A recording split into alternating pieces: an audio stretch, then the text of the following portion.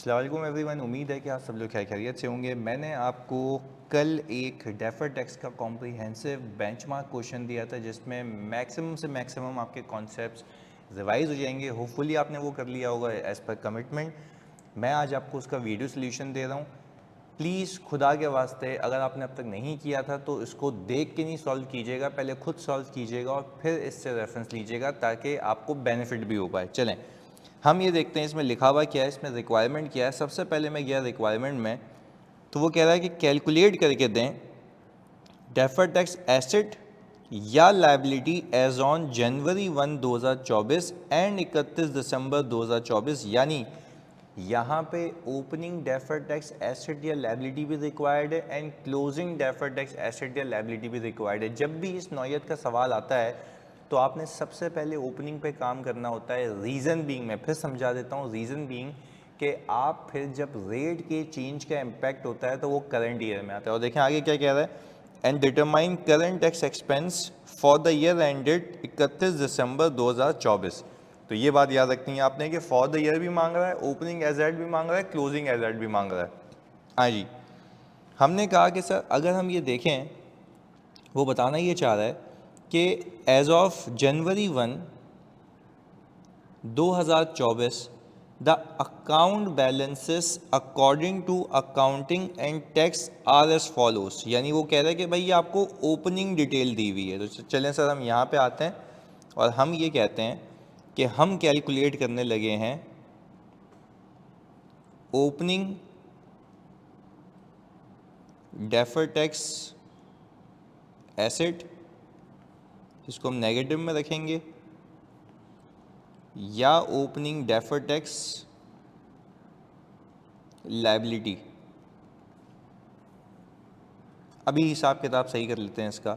हमने कहा सर एक एक करके चलते हैं। उसने कहा पीपी आ रहा है आपके पास 5.5 मिलियन का, पीपी आपके पास आ रहा है carrying amount, tax base, difference, deferred tax asset कह लें या डेफर्ड टैक्स लायबिलिटी कह लें, व्हाटसोएवर द केसेस। चलें जी, हमने कहा पीपी के केस में अगर मैं देखूं तो 5.5 मिलियन तो टैक्स बेस है, अकाउंटिंग बेस है 7.3। तो हमने कहा ये आ गई 7.3 की कैरिंग अमाउंट, टैक्स बेस हमारी आ गई 5.5 मिलियन।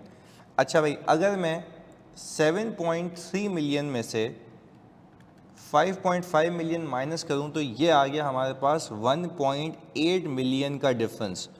अब आपने कहीं से भी पढ़ा हो, मुझसे पढ़ा हो, सोचने का तरीका एक ही है।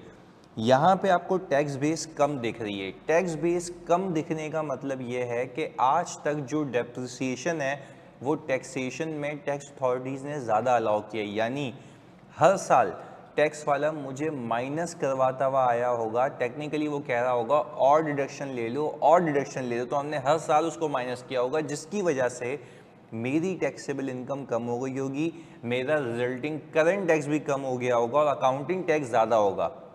एक वक्त ऐसा आएगा आगे जाके कि वो बोलेगा भाई मैं तो आपको डिडक्शन दे चुका हूं, अब आपको कोई डेप्रिसिएशन अलाउ नहीं होगा, तो वो आगे जाके इस पर टैक्स मांगेगा। तो ये हो गया मेरा टैक्सेबल डिफरेंस। तो अब इस टैक्सेबल डिफरेंस के ऊपर मैं क्या बुक करूंगा sir, deferred tax liability. And अगर हमें डेफर्ड टैक्स लायबिलिटी बुक करनी है तो हमें ये देखना पड़ेगा रेट क्या है, क्योंकि मैं तो, आपने तो पूरा सवाल रीड करना है क्योंकि मैंने ही बनाया तो मुझे पता है कि कौन सी एडजस्टमेंट पे है। तो उसने कहा during the year tax rate was increase by 5%, यानी वो 2024 की बात कर रहा है। पर पिछले सालों तक टैक्स रेट 30% था और क्योंकि हम नजूमी नहीं है तो हमें पहले से पता नहीं था। और फिर यहाँ पे कह रहा है कोई भी अगर टैक्स लॉस हुआ तो वो कैरी फॉरवर्ड किया जाएगा for a period of 2 years. चलें जी, वो देखते हैं लॉस है या नहीं है, वो तो फॉर द ईयर में देख के पता लगेगा। ओपनिंग में तो मुझे कोई ऐसी डिटेल्स नहीं दिखती हैं, नज़र नहीं आती हैं। आगे आ जाएं जी। हमने कहा सर इसके ऊपर तो हम 30% के हिसाब से डेफर्ड टैक्स लायबिलिटी बुक कर लेंगे, 5,40,000 रुपये की। चलें जी सर, ये तो हो गया पहला हिसाब किताब। अब हम आते हैं प्रोविज़न फॉर वारंटी। हमने कहा कर प्रोविज़न फॉर वारंटी। अच्छा, प्रोविजन फॉर वारंटी में हम कह रहे हैं कि सर हमारी जो कैरिंग अमाउंट है वो आ रही है 5 लाख और इसकी टैक्स बेस आ रही है 0। अच्छा, टैक्स बेस 0 होने का मतलब ये है मेरे बच्चों कि वो किसी प्रोविज़न को नहीं मानता। मैं फिर रिपीट कर रहा हूँ, वो किसी प्रोविज़न को नहीं मानता। तो आज तक तुम लोगों ने 5 लाख रुपए का एक्सपेंस बुक करके वारंटी प्रोविज़न की लायबिलिटी क्रेडिट की होगी और आज तक उसने ऐड बैक करवा के इस पर टैक्स लिया होगा, कहा होगा कि आगे जाके इसकी डिडक्शन लेना जब तुम इसको सेटल करोगे। तो ये हो गया डिडक्टेबल डिफरेंस। तो हमने ये कहा कि सर हम यहाँ पे 5 लाख रुपए पे 30% की अमाउंट जो है डेफर टैक्स एसेट बुक कर लेंगे, क्योंकि इसकी डिडक्शन बनती आ जाए अकाउंटिंग के हिसाब से। वो कह रहा है आगे जाके लेना, तो मैंने डेफर टैक्स इनकम को क्रेडिट करके डेफर टैक्स एसेट को बुक किया होगा साल बाय साल। तो आज तक इतना मौजूद होगा। तो ये हमारी थीम है, just for the sake of recap. हमने कहा सर आगे आ जाएं। फिर हमने कहा अलाउंस फॉर बैड डेट्स। अच्छा भाई, ये भी सेम ही घर के लोग हैं। अलाउंस फॉर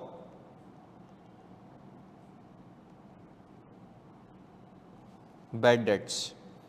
अच्छा भाई, जो हमारा अलाउंस फॉर बैड डेट्स है उसकी जो हमें कैरिंग अमाउंट दी हुई है वो 8 लाख रुपए दी हुई है। अगेन आपको ये बात पता है कि टैक्स अथॉरिटीज़ किसी भी प्रोविज़न फॉर बैड डेट्स को नहीं मानती, वो एक्चुअल राइट ऑफ्स को मानती है। वो कहती है तब आना जब ये एक्चुअल में राइट ऑफ हो जाए।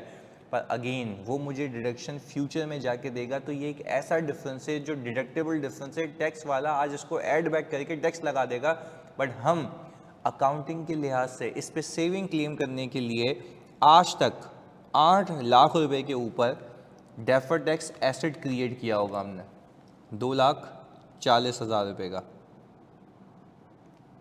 ये आ गया हिसाब किताब। सर हम ओपनिंग की बात कर रहे हैं, चलें जी। हमने कहा सर ये भी पार्क हो गया, ये भी पार्क हो गया, ये भी पार्क हो गया। Provision against contingency, provision against contingency. अच्छा भाई, प्रोविजन अगेंस्ट कंटिंजेंसी आ रही है 1.2 मिलियन। यानी फॉर एग्जांपल आपके ऊपर किसी ने केस फाइल कर दिया, सही है। आप ये कह रहे हैं कि यार मैं केस को फाइट कर रहा हूँ बट मुझे लगता है इतनी मेरी जेब से पैसे लगेंगे, तो आपने टेम्परेरली बेसिस के ऊपर एक्सपेंस को डेबिट करके प्रोविजन को क्रेडिट कर दिया। एग्रीड।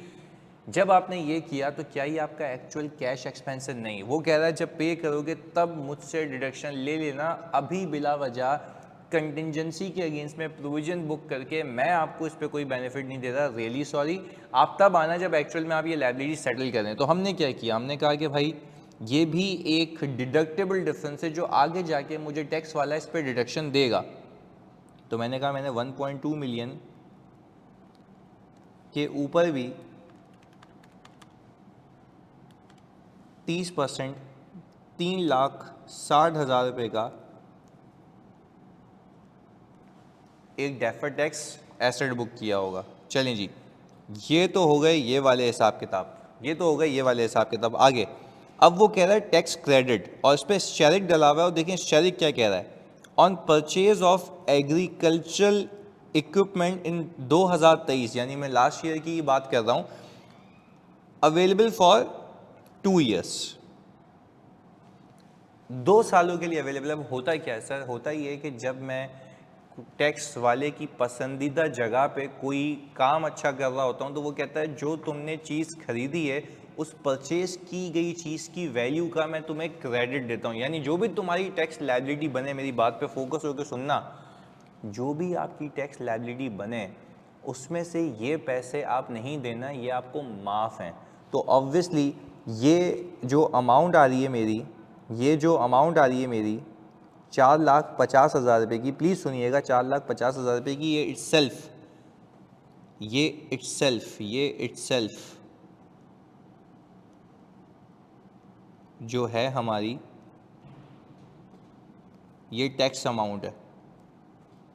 देखो फिर रिपीट कर रहा हूँ, अगर मैं लिख के देता ना आपको कि वैल्यू दी हुई है पीपी की और उसका 20% आपको कहा जा रहा है कि आपको टैक्स क्रेडिट मिलेगा, यानी फॉर एग्जांपल आपने 1 मिलियन का एसेट खरीदा, अज्यूमिंग 1 मिलियन का एसेट खरीदा, ऐसी जगह पे लगाया जहाँ पे टैक्स वाला इनकरेज कर रहा है कि वहाँ पे इकोनॉमिक एक्टिविटी होनी चाहिए, तो वो आपको कहेगा सही है भाई 1 मिलियन की परचेज ऑफ एसेट पे मैं आपको 20% का टैक्स क्रेडिट देता हूँ। टैक्स क्रेडिट का मतलब ये है कि उस 1 मिलियन की परचेज की गई चीज़ पे 20% आपका जो बनता है वो 2 लाख रुपए बनता है, वो आपको कहेगा भाई ये 2 लाख रुपए जो हैं आपको टैक्स की मद में माफ़ हो जाएंगे, जो भी टैक्स लायबिलिटी बनेगी इसमें से इसको कटा देना। यहाँ तक बात समझ आती है। पर देखो अगर मैं ये कह रहा हूँ कि 2023 में मेरे पास ये टैक्स क्रेडिट आया था, तो इसका मतलब ये है कि अगर मेरे पास ये ओपनिंग में अवेलेबल है तो मतलब ये यूज़ नहीं हो पाया, मतलब मेरी जो भी टैक्स लायबिलिटी थी, प्लीज़ सुनिएगा मेरी बात, मेरी जो भी टैक्स लायबिलिटी थी पिछले साल में उसमें से कुछ एडजस्ट होने के बाद भी ये बच गया, यानी ये सेल्फ एक टैक्स अमाउंट है। यानी अगर फॉर एग्जाम्पल करंट ईयर में मेरी टैक्स लायबिलिटी आती है तो उसमें से ये 4,50,000 रुपये क्या हो जाएगा, एडजस्ट हो जाएगा, 4,50,000 रुपये एडजस्ट हो जाएगा। अब सवाल क्या है मेरा यहाँ पे, सवाल आप लोगों से ये है कि सर इसके ऊपर, इस अमाउंट के ऊपर 4,50,000 के ऊपर पिछले साल डेफर्ड टैक्स एसेट बुक हुआ होगा, तो मैं यहाँ पे टैक्स क्रेडिट बुक करूँगा कितने का, 4,50,000 रुपये का, बल्कि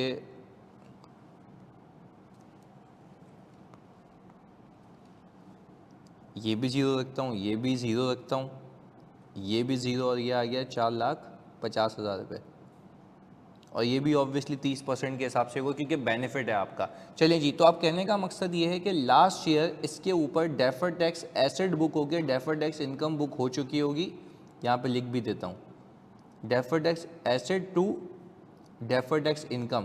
सर डेफर्ड टैक्स इनकम क्यों बुक हुई होगी, क्योंकि आपका बेनिफिट है पिछले साल का, पिछले साल रिकॉर्ड हुआ होगा। मैं आपको ये भी बताता चलूँ, ये रिकॉन में, रिकन्सिलिएशन में पिछले साल परमानेंट डिफरेंस के तौर पे दिख भी रहा होगा, क्योंकि अगेन आप एक डेफर्ड टैक्स एसेट क्रिएट करके additional deferred tax income book कर रहे हैं ना, जिसका ऊपर पीएनएल में कोई भी इम्पैक्ट नहीं है, तो this will create a permanent difference. But क्यों, क्योंकि टैक्स वाले ने आपको टैक्स बेनिफिट दिया है, तो ये टैक्स बेनिफिट नीचे रिकॉर्ड होगा। मैं सिर्फ इसलिए डिटेलिंग कर रहा हूँ कि आपको एक एक चीज़ की समझ आनी चाहिए। एग्रीड। चलें जी, हमने कहा ये भी बात हो गई। फिर डिविडेंड रिसीवेबल आ रहा है आपके पास 2 लाख रुपए का, और इंटेंजिबल्स का आपको दोनों का डिफरेंस दिया हुआ है। अच्छा, आप नीचे देख लेते हैं कि क्या और कुछ भी तो ऐसा नहीं है, क्योंकि देखो ऊपर लिखा हुआ क्या है, the account balances according to accounting and tax base, यानी ये दिए हुए तो हैं, अकाउंट बैलेंसेस दिए हुए तो हैं, पर हो सकता है नीचे कुछ और भी हो। अब देखते हैं, अकाउंटिंग प्रॉफिट बिफोर टैक्स दिया हुआ है 5 लाख रुपए, ये तो फॉर द ईयर का है।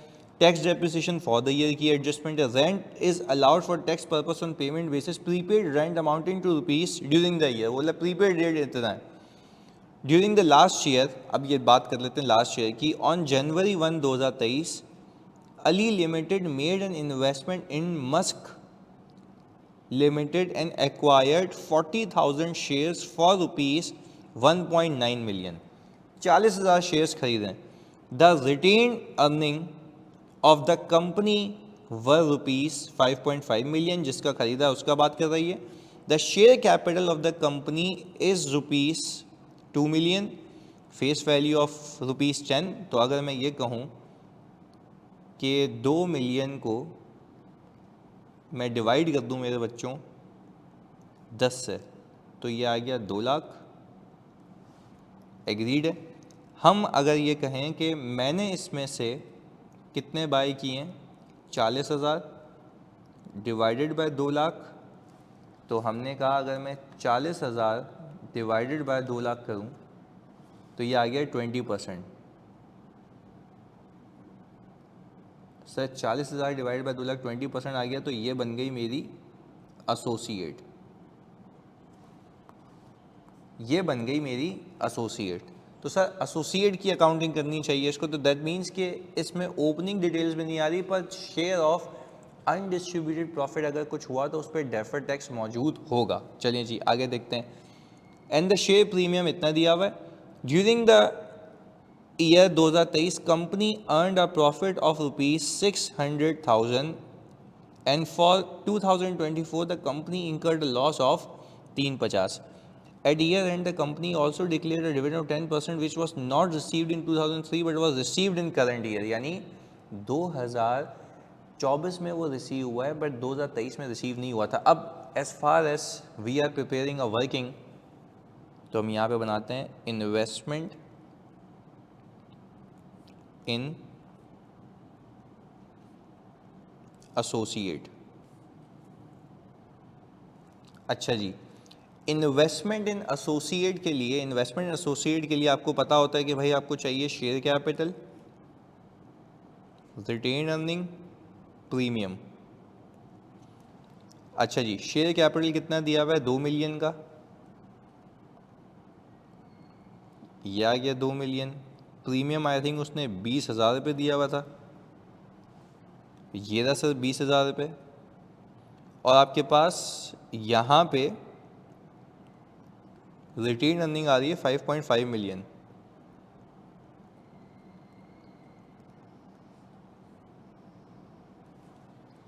ओके जी, तो ये आ गया आपका 2 मिलियन प्लस 5.5 मिलियन प्लस 20,000, ये आ गया 7520000।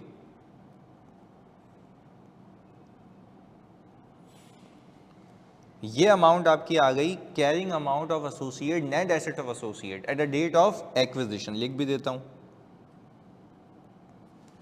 अच्छा, इसका हमने 20% एक्वायर किया है तो मेरा हिस्सा कितना बनता है? सर मेरा हिस्सा बनता है 1504,000।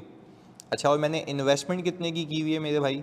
इन्वेस्टमेंट मैंने की हुई है इतने की, तो कोई बारगेन परचेज गेन नहीं है, बाकी गुडविल के पैसे हैं। चलें, एनीवेज मुझे बताएं, यहाँ पे आते आते एड रिपोर्टिंग पे आते आते हुआ क्या? सर शेयर कैपिटल तो सेम रहा, मान लिया। प्रीमियम भी सेम रहा, मान लिया। अब सर प्रॉफिट उसने कमाया है कोई 6 लाख रुपए का 2023 में, ये रहा, मैं हाईलाइट भी कर देता हूँ ताकि आप लोगों को दिखता भी रहे। 6 लाख रुपए का प्रॉफिट कमाया लास्ट ईयर। हमने कहा सही है भाई 6 लाख रुपए का, बट यहाँ से यहाँ आते हुए हुआ ये होगा, यहाँ से यहाँ आते हुए हुआ ये होगा कि 5.5 मिलियन में आपने प्लस किया होगा 6 लाख रुपए और डिविडेंड माइनस किया होगा। सर डिविडेंड वो कितना कह रहा है? सर वो डिविडेंड कह रहा है 10% का, डिविडेंड वो कह रहा है 10% का। तो मुझे आप एक बात बताएं, 10% का डिविडेंड जो उसने 2 लाख रुपए पे दिया होगा, 2 मिलियन पे सॉरी, तो वो बन गया 2 लाख रुपए, ऐसा ही है, वो बन गया 2 लाख रुपए। अच्छा, अब हमने कहा कि भाई ये तो हमारे पास आ गई 2 लाख रुपए की अमाउंट, क्योंकि 10% बनता है ना शेयर कैपिटल का। तो हमने कहा 5.5 million plus 6 lakh minus 2 lakh, ये आ गया 590, ये आ गई अमाउंट। अच्छा, अब मैं अगर इसको सम करूं 5.9 प्लस 20 प्लस 2 मिलियन, तो ये आ गया 7920000 का 20% रिपोर्टिंग पे मेरा हिस्सा कितना बनता है भाई? हमने कहा सर 1584,000, ये आ गई अमाउंट। अच्छा भाई, अब मैं अगर इन दोनों का चेंज लूँ तो 1504,000 तो ये आता है 80,000। क्या मैं कह सकता हूँ कि सर ये मेरा शेयर ऑफ अनडिस्ट्रीब्यूटेड प्रॉफिट है? शेयर ऑफ अनडिस्ट्रीब्यूटेड प्रॉफिट यानी वो कमाई फ्रॉम एसोसिएट जो कि मैंने कमा तो लिए बट उसने डिस्ट्रीब्यूट नहीं किया, तो ये मेरी इन्वेस्टमेंट में क्लब होती है। ऑल्टरनेटिव क्या था? प्रॉफिट था 6 लाख रुपए का, उसका 20% आपका हिस्सा बनता है, राइट? तो हमने कहा 6 लाख रुपए का 20% आ गया 1,20,000, पर उसमें से जो उसने डिविडेंड दिया 2 लाख रुपए का, उसका भी तो 20% आपको मिल गया ना। तो वो 2 लाख रुपए का 20% कितना आता है? 40,000। तो आपके पास नेट जो बच गया 80,000। यहाँ तक हम साथ होने चाहिए। चलें जी, अब अगर मैं ऊपर जाके देखूँ तो देखो डिविडेंड रिसीवेबल कितना आ रहा है? 2 लाख रुपए। तो कहने का मतलब ये है कि बाकी डिविडेंड जो है वो मेरी किसी नॉर्मल इन्वेस्टमेंट से होगा। हम यहाँ पे लिख देते हैं कि this includes,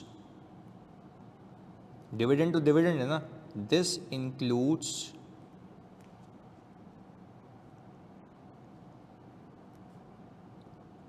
dividend from associate. क्यों सर? क्योंकि अकाउंटिंग बेस में इसलिए आ रहा है क्योंकि वो अब तक रिसीव नहीं हुआ। तो 40 भी इसमें, बाकी भी इसमें। तो टेक्निकली अगर डिविडेंड रिसीव्ड बेसिस पे टैक्स होता है तो इस पे पिछले साल में फिर बता रहा हूँ आपका एक डिफरेंस क्रिएट हुआ होगा, और वो डिफरेंस होगा टेम्पररीली क्रिएटेड डिफरेंस। एग्रीड? आए आगे देखते हैं क्या कहता है। वो कहता है कि भाई which was not received in but was received in current year, the investment was made for capital gains during the current year, the dividend become exempt from tax. यानी ये पहले पता नहीं थी बात। Whereas in previous year it was taxable at 10%, the rate of capital gain is 20%। यानी हुआ ये होगा कि लास्ट ईयर का जब पीएनएल बनाया गया होगा तो लास्ट ईयर के पीएनएल में ये डिविडेंड भी होगा, फिर रिपीट कर रहा हूँ, ये डिविडेंड भी मौजूद होगा और शेयर ऑफ अनडिस्ट्रीब्यूटेड प्रॉफिट भी मौजूद होगा। तो डिविडेंड को माइनस इसलिए किया गया होगा क्योंकि वो टैक्सेबल उस साल नहीं था, आगे जाके होगा, तो ये बन गया था टैक्सेबल डिफरेंस। तो डिविडेंड के ऊपर मैं पहले यहाँ पे ये वाली कार्रवाई ख़त्म करूँ ना सर, डिविडेंड के ऊपर 2 लाख रुपए के ऊपर 10% जो बनता है वो बनता है 20,000। वो बनता है सर 20,000। 10% पे बनता है 20,000। ये 10% के हिसाब से कर लिया हमने। सही है जी। आगे फिर हमने कहा यहां पे शेयर ऑफ